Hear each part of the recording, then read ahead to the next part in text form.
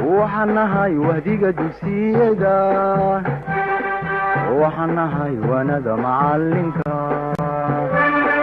وحنهاي وهديك دوسيدا وحنهاي وانا معلمك واجي بريبا او بحلقا ورابشو واجي بريبا waxaanu qaadanaa 5.6 oo noqonaya chapter kii shanaad qaybtiisii lixaad ee complex-ka waxay noqonaysaa ciwaankeenu product of two complex numbers qaabka la isugu dhufto laba complex macnaheedu qaacida lagu helayo laba equation baa lagu siinayaa equation ka hore waxa loo qaadanayaa sar sub 1 baa loo qaadanayaa waxa loo jeedaa waa equation kii koobaad qaybta labaadna waa sar sub 2 waa equation kii labaad laba equation baa lagu siinayaa complex ah oo polar form u qoran labada equation complex-ka polar form-ka u qoran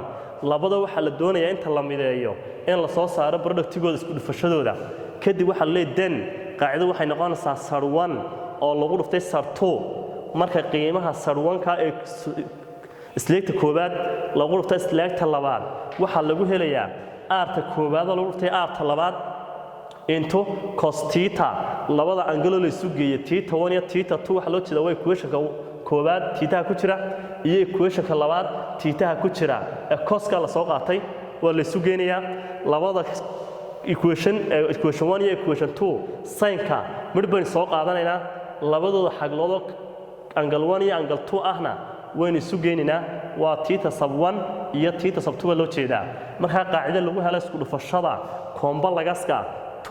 two equations-ka qaacidaas ay noqonaysaa qaacidaas ay ku shaqeynaa waxa la siiyay waxay find the product raadis taranta of two complex numbers laba complex isku dhufsan oo ah sar 1 times sar 2 hadii lagu siiyo equation 1 baa lagu siiyay iyo equation 2 waxaan oranaynaa maxaa lagu helayaa solution-keena waxaan leeyahay solution-keena wuxuu noqonayaa sar 1 lagu dhuftay sar 2 waxay la mid tahay aarta koobaad oo lagu dhuftay aarta labaad haye intubaad oranaysaa cos theta 1 haye plus theta 2 haye plus I sin haye theta 1 plus theta 2 qaacidadaas isticmaal la please waa qaacida lagu helo two products of complex numbers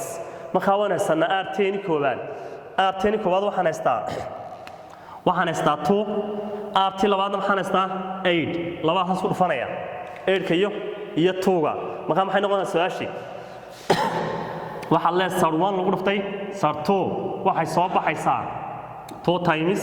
8 haye into balance into maxay waxaan soo qaadanayaa angaliski waxaan haystaa cos into baan oranaya theta 1 imsaan haystaa 2 by divided by 3 baan haystaa waxaan haystaa 2 by divided by 3 plus maxay noogu xiga theta 2 oo angle equation labaada waxaan haystaa 11 divided by 6 hagaas by bay noqonaysaa qaws ku xidh plus I sin into baad oranaysaa angle theta 1 maxaan haystaa 2 by divided by 3 baan haystaa waxaan haystaa 2 by divided by 3 plus theta 2 way equation 2 waxaan haystaa 11 by divided by 6 11 by divided by 6 baan haystaa haddaba eeg hooseeyahan hadduu kala duwan yahay waxa la sameyn jiray marka addition-ka tahay ama subtraction-ka tahay waxa la sameyn jiray in LCM-ka la raadiyo find the LCM waxaan leeyahay sar 1 lagu dhuftay sar 2 waxay noo soo baxaysaa labadaas ku dhufo waa 16 into baad oranaysa labadan LCM kan raadinaya find the LCM waayo hooseyahoodu kala duwan yahay meeshana addition bay noo yaalaan waxay noqonaysaa cos into baad oranaysaa LCM-koodu wuxuu noqonayaa 6 marka 6 aan u qaybiyo 3 na waa 2 na ku dhufo 2 waxay noqonaysaa 4 by halkaas plus haddii 6 loo qaybiyo waxay noqonaysaa maxay 1 times 11 by na waa 11 by haye plus I sin into baad oranaysaa halkaan LCM-ka raad waa la mid waxaad leeyahay LCM-kii waa 6 baan u qaybinayaa 3 waxay noqonaysaa maxay 2 times 2 byna waa 4 by plus 6 na 6 u qaybi waxay noqonaysaa 1 times 11 by haye add together hadaba isu geey wixii isu geeysanaya simplify maxay noqonaysaa sar 1 haddii lagu dhufto sar 2 waxay noo soo baxaysaa waa 16 into baad oranaysaa labada isu geeysanaya waa cos maxay waa cos 15 by divided by 6 plus I labadan isu geey waa sin 15 by divided by 6 inta markaan haysano arday waa inuu fahmi karaa shaad angalka shaadka ah inuu ka dhigi karo degree oo waxaan hore soo dhiganay si xagasha degree-ga ah looga dhiga maxay si xagasha degree-ga ah looga dhiga maxay raad waxaan haysanaa ilaa 15 by divided by 6 waxaan u bedelayaa degree soo ardaygu fahmo bal bartay dhacays waxaan haystaa 180 degree loo qaybiyo by labadaas waa iskoosanaya arday halkaana 6 u qaybi halkaana 6 u qaybi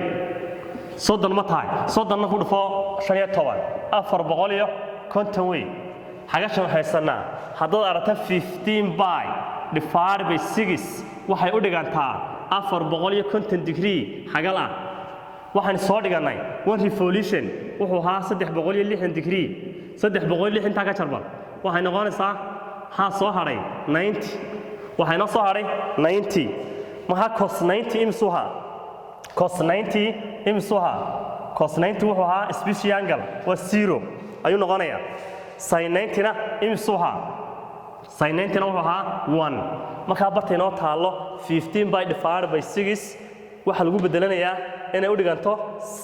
450 oo special angle noqonaysa reference-geedu 90 oo u dhigmaysa 0 marka waxa la sar 1 lagu dhiftay sar 2 waxay soo baxaysaa 16 baad oranaysaa 16 into baad oranaysaa halkaas waa 0 plus maxay sin-kana muxuu noqonayaa please sin-kana wuxuu noqonayaa sin maxay xanaystay sin 15 divided by 6 waxay u dhigmaysaa iyaduna 450 marka laga jaro one revolution 9 ma noqonaysaa reference-geedu marka sin 90 na waxay ahayd 1 day halkaas waxaan haystaa 1 i oo combo laga siinaya haddaba simplify waxa la sar 1 times sar 2 ayaa waxay noo soo baxaysaa 6 times 0 waa 16 times 0 waxay noo soo baxay plus halkaas maxay noqonaysaa 16 times 1i maxaan haysanaa haddaba waxaan leeyahay sar 1 haddii lagu dhufto sar 2 waxay noqonaysaa labada isku dhufade waa 0 plus labada isku dhufo waa 16i marka maxay noqonaysaa sar 1 times sar 2 waxay noo soo baxaysaa 16i this is answer waxay noo soo baxay 16i ay noo soo baxday qiimihii eedu 0 buu noqday imaginary waa imaka jooga kuwa noocaas waxaa loo yaqaanaa pure imaginary waxaa loo yaqaanaa pure imaginary units pure imaginary unit baa oo waxa baabaay real numberkii baa naga baabaay marka oo eedii noqonaysay eedoo maxay soo baxday 0 eed waa 0 garowday bidana waa 16 day marka waa pure imaginary waxa insha Allah waxa ikhtisaam qaadi doonaa wixii dambe saa insha Allah nabadgelyo